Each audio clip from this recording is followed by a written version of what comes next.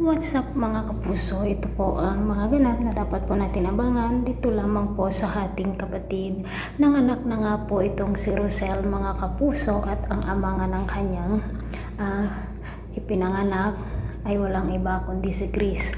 Kambal nga po ito mga kapuso, ngunit ang ginawa naman ni Chris ay bumili siya ng isang bata upang sa ganon ay ipalit dito sa isang anak ni Rosel na hindi alam ni Rosel mga kapuso.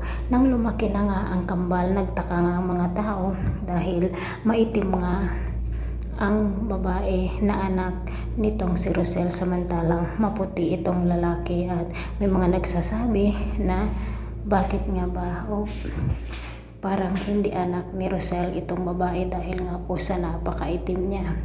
Samantala mga kapuso, galit na galit naman si Bea dito sa bata na kung saan ay ang inampun kuno ni Chris na hindi alam ni Bea na ito ay anak pala nila ni Rosel mga kapuso.